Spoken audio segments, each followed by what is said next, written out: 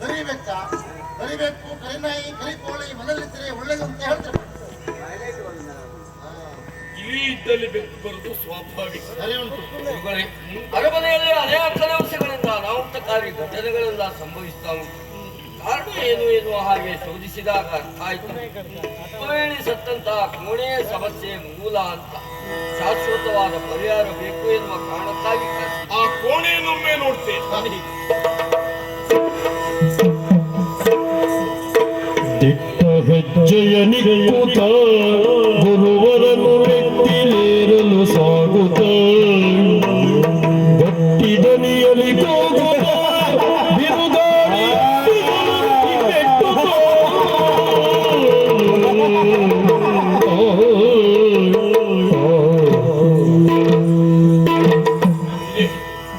ಬಲಿಷ್ಠವಾಗಿದೆ, ಪ್ರಬಲವಾಗಿದೆ. ಹೌದು, ಎರಡು ಮೆಟ್ಲು ಉಂಟು, ಬಲಿಷ್ಠವಾಗಿ ಉಂಟು. ಯಾರ ಮೆಟ್ಟು ಸುದ್ದಿ ಹೇಳಿ ಬತ್ಲಿಕ್ಕಾಗದೆ ಕಳೆ ಬಂದ್ರಲ್ಲ ನೀವು. ಬತ್ಲಿಕ್ಕೆ ಬಿಡ್ತಾ ಇಲ್ಲ. ಯಾಕೆ? ಒಳಗಿರುವಂತ ಆತ್ಮಶಕ್ತಿ ಹೊರದೂಡ್ತಾ ಉಂಟು. ನಿಮ್ಮನ್ನೇ ದೂಡ್ತಾ ಉಂಟಾ? ಮತ್ ನಮ್ಮನೆಲ್ಲ ಬಿಡುತ್ತದೆ? ಯಾರನ್ನೂ ಬಿಡ್ಲಿಕ್ಕಿಲ್ಲ. ಖಂಡಿತ. ಪ್ರಭಾಸ ಗುರುಗಳೇ, ಪುಷ್ಪವೇಣಿ ಸತ್ತುವಳ ಆತ್ಮ ಎನ್ನುವುದರಲ್ಲಿ ಬಂಧಿತವಾಗಿತ್ತು. ಯಾವಾಗ ಅದರ ಬಾಗಿಲು ತೆರೆಯಲ್ಪಟ್ಟಿತೋ ಮುಕ್ತಗೊಂಡಂತ ಆತ್ಮ ಎನ್ನುವುದು ಸ್ವೇಚ್ಛೆಯಿಂದ ವಿವರಿಸ್ತಾ ಇರಿ. ಯಾರು ಭೀತಿ ಪಡಬೇಡಿ. ಒಂದು ಮಂಡಲದ ಅವಧಿಯ ಅಗತ್ಯ ಉಂಟು ನನಗೆ. ಇಲ್ಲ, ಮತ್ತೊಂದು ಮಂಡಲ, ಒಂದು ಎಚ್ಚರಿಕೆಯನ್ನ ತಿಳ್ಕೊಳ್ಳಿ. ಈ ಅವಧಿಯಲ್ಲಿ ನನ್ನ ಮಾತು ಮೀರಿ ವ್ಯವಹರಿಸಿದ್ರೆ ಅಪಾಯ ಉಂಟು. ಇಲ್ಲ ಇಲ್ಲ, ಬಹಳ ಮಾತಾಡಬೇಡ, ಆಯ್ತಾ? ಮತ್ತೇನೇನ್ ಆಗ್ಬೇಕು ಅಂತ ಹೇಳಿ ನಿಮ್ಮ ಆಹಾರ, ವ್ಯವಹಾರ, ಆಚಾರ, ವಿಚಾರ ಎಲ್ಲ ನನ್ನ ನಿರ್ದೇಶನದ ಮೇರೆಗೆ ಇರಬೇಕು. ಗೊತ್ತಾಯ್ತಾರ? ಆಹಾರ, ವ್ಯವಹಾರ, ಆಚಾರ, ವಿಚಾರ. ಕೋಳಿ ಮೀನೆಲ್ಲ ತಿನ್ಬಹುದಾ? ಬರೆಯ ಸತ್ತವನೆ, ಮಾಡಿ ಸತ್ತವನೆ, ತೆಗೆದು ಹಾಕ್ತವನೆ. ಯಾರ ಎದುರುಗಡೆ ಯಾವ ಮಾತಾಡಬೇಕು, ಯಾವ ಸಂದರ್ಭ ಏನಾದ್ರೂ ಉಂಟ ನಿಮಗೆ? ಯಾರಿವರು? ಅಗ್ನಿರುದ್ರಾಚಾರ್ಯರು. ಯಾಕೆ ಬರೋದವ್ರು? ಯಾರೇ ಅವನಿಗೆ ಯಾಕೆ ಬಂದ್ರು ಅವರು? ನಮ್ಮ ಒಳಿತಿಗಾಗಿ ತಗೊಂಡಿದ್ದಾರೆ 48 ದಿವಸ. ಯಾಕೆ? ನಮ್ಮ ಒಳಿತಿಗಾಗಿ. ಅಂತವ್ರ ಮುಂದೆ ಕೋಳಿ ಮೀನು ದರಿದ್ರ ಹಿಡಿದವ.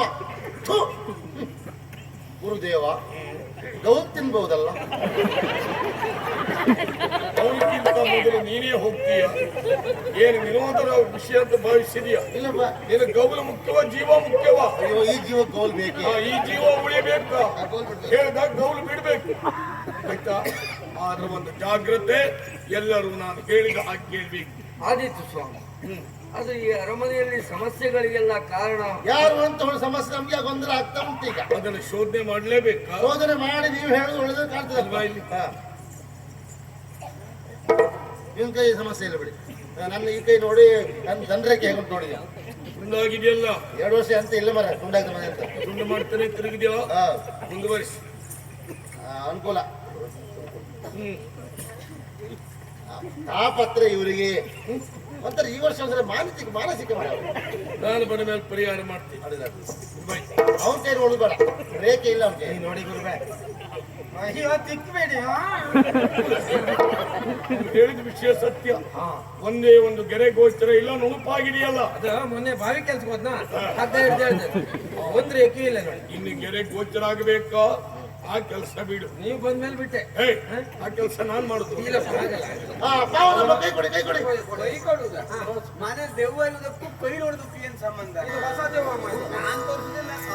ಸರಿ, ಅವರ ನಂಬಿಕೆಗೆ ಬಿಟ್ಟ ವಿಷಯ, ಜಾಗ್ರತೆಯಲ್ಲಿ. ಗುರುದೇವ, ಅರಮನೆಗೆ ಬಂದಾದ ಮೇಲೆ ಸಮಾಧಾನಕರವಾದಂತಹ ವಾತಾವರಣ ನಿರ್ಮಾಣ ಆದಂತಹದ್ದು, ಒಂದು ಪರಿಹಾರ ಸಿಗ್ತದೆ ಎನ್ನುವಂತಹ ಭರವಸೆಯೂ ನನಗೆ ಬಂತು. ನಿಮ್ಮಲ್ಲಿ ಇನ್ನೂ ಒಂದು ವಿನಂತಿ ಉಂಟು ಸ್ವಾಮಿ. ಏನು? ನಾಳೆ ಅಂದರೆ ನಾವು ಮದುವೆ ಆದಂತಹ ದಿವಸ ಅನೇಕ ಕಾರ್ಯಕ್ರಮಗಳನ್ನು ಹಮ್ಮಿಕೊಂಡಿದ್ದೇನೆ. ಜೊತೆಗೆ ತಂಗಿಯ ನಿಶ್ಚಿತಾರ್ಥ ಮಾಡುವ ಯೋಚನೆಯೂ ಉಂಟು. ಈ ಎಲ್ಲಾ ಕಾರ್ಯಕ್ರಮಕ್ಕೂ ತಮ್ಮ ಉಪಸ್ಥಿತಿ ಬೇಕು ಸ್ವಾಮಿ. ಜಾಗ್ರತೆಯಲ್ಲಿ ಮಾಡಿಕೊಳ್ಳಿ.